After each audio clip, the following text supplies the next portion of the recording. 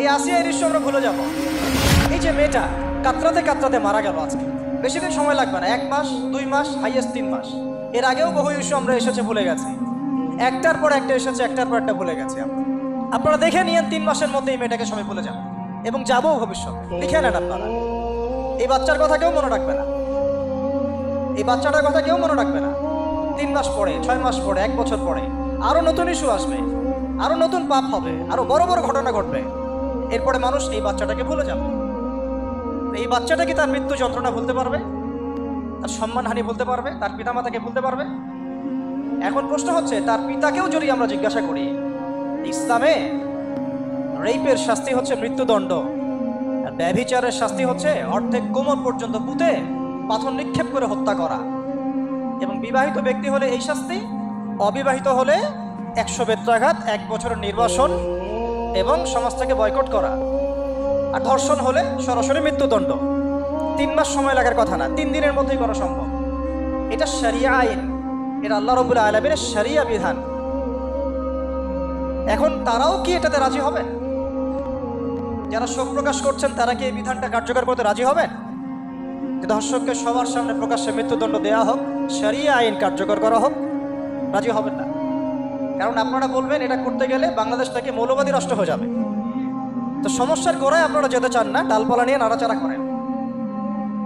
জেনা ফ্রি মিক্সিংটাকে উন্মুক্ত করে দেয়া হলো, ছেলে মেয়ের অবাধ বিচরণটাকে উন্মুক্ত করে দেয়া হচ্ছে। একটা চরম ক্ষুধার্ত মানুষদের সামনে যদি আপনি খাবারকে উন্মুক্ত করে রাখেন, এরপরে যদি কেউ জোর করে খাবার খেয়েও ফেলে, শুধু কি আপনি খাদকের দোষ দিবেন? পুরো সিস্টেমটাই দায়ী, পুরো সিস্টেমটাই দায়ী এখানে। আপনি নারী পুরুষকে অবাধ মেলামেশা দিয়েছেন, ফ্রি মিক্সিংয়ে দিয়েছেন, একদম ছোটবেলা থেকেই, স্কুল লাইফ থেকে, কলেজ লাইফ থেকে, ইউনিভার্সিটি লাইফ থেকে, জব সেকশনে, এমনকি রাজনীতি করতে গেলেও কর্পোরেট সেকশনে, ব্যবসায়িক সেকশনে, অফিস আদালতে, সব জায়গায় ফ্রি মিক্সিংকে অবাধভাবে আপনি উন্মুক্ত করে দিয়েছেন, আমরা উন্মুক্ত করে দিয়েছি। এর উপরে ছড়িয়ে দিয়েছি পর্নোগ্রাফি। পর্নোগ্রাফি সবার ফোনে ফোনে। পর্নোগ্রাফি দেখতে থাকলে একটা মানুষ বাচ্চাকে না, কয়েকদিন পরে পশুর সাথেও জেনা করতে পারে। যদি সামনে দেখেন যে মানুষ পশুর সাথে জেনা করেছে, আপনারা অবাক হতে পারেন, আমি অবাক হব না। কারণ পর্নোগ্রাফি মানুষকে পশুর সাথেও জেনা করতে শেখাবে। বাচ্চা তো কিছুই না। এর উপর আছে বিবাহ বহির্ভূত সম্পর্ক, ব্যভিচার, জিনা, ফ্রি মিক্সিং, ভ্যালেন্টাইন্স ডের মতো দিবসগুলো পালন করে ছেলে মেয়ের অবাধ মেলামেশা।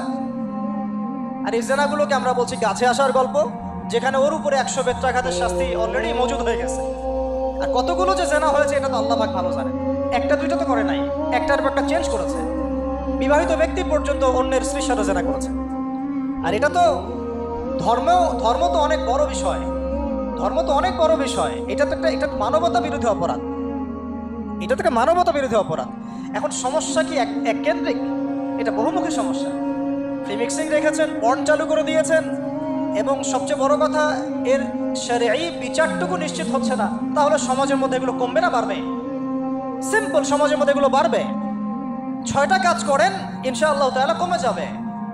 প্রথমত শরঈ পর্দা নিশ্চিত করেন, দ্বিতীয়ত ফ্রি মিক্সিং বন্ধ করে দেন, তৃতীয়ত আপনারা জেনার শাস্তি চালু করেন, চতুর্থত সমকামিতা বন্ধ করেন,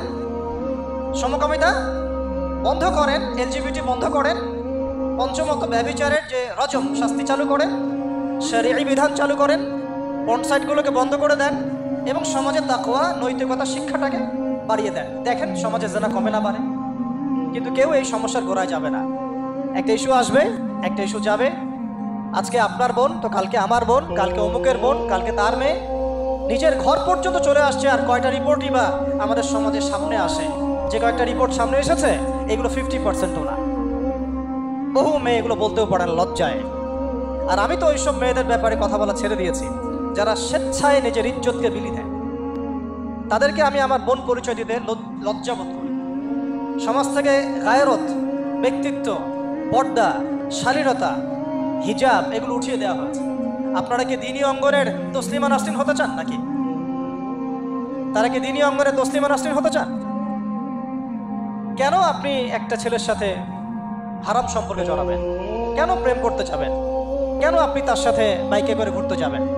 কেন আপনি আপনার বন্ধুদের সাথে প্রিমিক্সিংয়ে ঘুরতে চলে গেলেন, 3 দিনের রাস্তা, 7 দিনের রাস্তা, 10 দিনের রাস্তা, অথচ আপনার উপর হজও ফরজ না মাহারাম ছাড়া। না আপনি পর্দা মানছেন, না মাহারাম মানছেন, আর সমাজে না আছে ইসলামী শরিয়া আইন অনুযায়ী বিচার, আর না আছে পর্ন বন্ধের উদ্যোগ, আর না আছে ফ্রি মিক্সিং বন্ধের উদ্যোগ। তো আপনার ইজ্জত চলে গেলে কে ফিরাই দিবে আপনাকে? আমি তো আপনার ভালোর জন্যই কথা বলছি। সমস্যা হচ্ছে আমরা সমস্যার গোড়ায় যেতে চাচ্ছি না। আজকে এই কথাটা আমি এখানে বলতে চাই নাই, শুধু কথা প্রসঙ্গে চলে আসছে যে এই যে মেয়েটা কাতরাতে কাতরাতে মারা গেল আজকে, আপনারা দেখে নিয়েন 3 মাসের মধ্যে এই মেয়েটাকে সবাই বলে যাবে। সমস্যার গোড়ায় আসেন। সমস্যার গোড়া হচ্ছে আল্লাহর জমিনে আল্লাহর দ্বীন ইসলাম বাস্তবায়ন না হওয়া পর্যন্ত এই মানবতার মুক্তির কোনো রাস্তা নাই। আল্লাহর কসম করে বলতেছি, আল্লাহর জমিনে ইসলাম, কোরআন, সুন্নাহ, রাসূলের আদর্শ বাস্তবায়ন হওয়ার আগ পর্যন্ত এই জাতির স্বাধীনতা বলে কোনো শব্দ নাই, এই মানবতার মুক্তির কোনো পথ নাই। কেউ আমরা স্বাধীন না, কেউ আমরা আমাদের ইনসাফ ন্যায্য অধিকারটুকু পাবো না। কালকে আপনার ঘরে এই সমস্যাগুলো আসলে আপনি এটাকে প্রতিহত করতে পারবেন না। বিচার চেয়ে বেড়াবেন এক মন্ত্রণালয় থেকে আরেক মন্ত্রণালয়, ফাইল ঘুরতে থাকবে, আপনার কেস বন্ধ হয়ে যাবে, আপনার বোনের ইজ্জত ফিরে আসবে না। আর রাসূল সাল্লাল্লাহু আলাইহি ওয়াসাল্লামের জামানায় আপনি আমাকে রেপের ঘটনা দেখান কয়টা ঘটেছে? সাহাবীদের জামানায় রেপের ঘটনা দেখান কয়টা ঘটেছে? জেনার ঘটনা দেখান না কয়টা ঘটেছে? ব্যভিচার কয়টা ঘটেছে? চুরি বা কয়টা হয়েছে? কয়টা হয়েছে?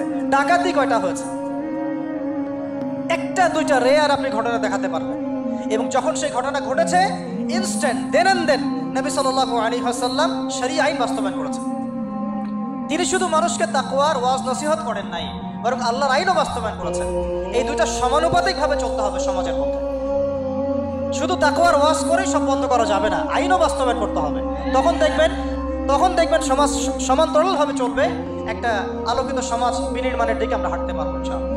শুধু আমি ওয়াজ করে যাব, আইনের কোনো বাস্তবায়ন নাই, আবার আইন বাস্তবায়নে কথা বলবো, তাকওয়ার কোনো সমাজ নাই, এভাবে হবে না। দুটো একসাথে চলতে হবে।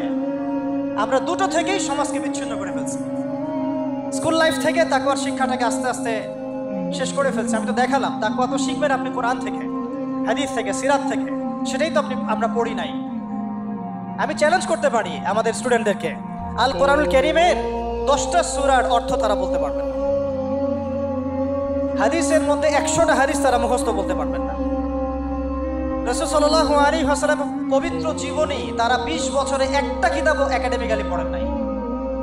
ইসলামের ইতিহাসের একটা কিতাব একাডেমিক্যালি পড়ানো হয় নাই। তাসকিয়া সংক্রান্ত একটা কিতাব পড়ানো হয় নাই। ফিকহের উসুলে ফিকহ ছাড়া আপনি কিভাবে চলবেন? ফিকহের একটা কিতাব পড়ানো হয় নাই। তাহলে এই জাতিটাকে আপনি কিভাবে ইসলামের দিকে নিয়ে আসবেন? শিক্ষা ছাড়া। শিক্ষা না থাকলে, ইলম না থাকলে আমল কিভাবে আসবে? আমল না থাকলে তাসকিয়া কিভাবে আসবে? তাসকিয়া না থাকলে আত্মশুদ্ধি কেমনে আসবে? আর কিভাবে আমরা সৎ পথে থাকবো, অসৎ পথ থেকে দূরে থাকবো? কিভাবে আমাদের মধ্যে আল্লাহ ভীতি জাগ্রত হবে? আর আল্লাহ ভীতি যদি জাগ্রত না হয়, আমি গুনাহ থেকে কেন দূরে থাকবো? যার মধ্যে আল্লাহর ভয় নাই সে গুনাহ থেকে কেন দূরে থাকবে? তার মধ্যে তো আল্লাহর ভয় নাই।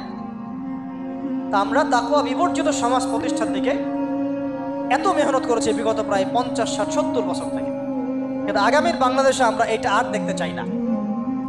আমরা আগামীর বাংলাদেশে দেখতে চাই প্রত্যেকটা সেক্টরে যেন তাকওয়া নিশ্চিত হয় এমন ব্যবস্থা গ্রহণ করতে হবে, এবং একই সাথে আল্লাহ রাব্বুল আলামিনের জমিনে আল্লাহর বিধানগুলোও বাস্তবায়ন করতে হবে।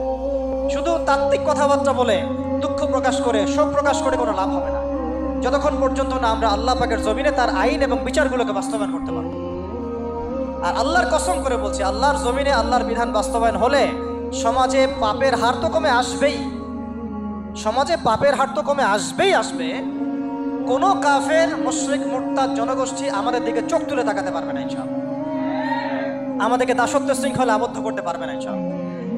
সব কথার শেষ কথা ভাই, যে আমরা দুনিয়াতে এসেছি লিমিটেড টাইমের জন্য। এই সময়টুকুতে যদি আমরা হেলায় ফেলায় দুনিয়ার জীবনটাকে নষ্ট করি, আমাদের দিনটাকে ঠাট্টা ছলে গ্রহণ করি, কোরআনকে মূল্যায়ন না করি, হাদিসকে মূল্যায়ন না করি, আল্লাহর দেয় এই সুযোগগুলো, রমাদান, এই কোরআন, এই তারাবি, তাহাজ্জুদ, এই সাদাকা, এই তাকওয়া, এগুলোকে মূল্যায়ন না করি, তাহলে ক্ষতিগ্রস্ত আমরা হব, আর কেউ হবে না। ক্ষতিগ্রস্ত এই পৃথিবীতে অন্য কেউ হবে না, বরং আমরাই হব। আল্লাহ পাক আমাদের সবাইকে পরকালীন চূড়ান্ত ক্ষতি থেকে আল্লাহ হেফাজত করেন, এবং দুনিয়াতে যে ফিতনা, ফাসাদ, এই রাহাজানি চলছে, এগুলো থেকে মুক্তির পথ যে একমাত্র ইসলাম, এইটা বোঝার তৌফিক আমাদেরকে দান করেন।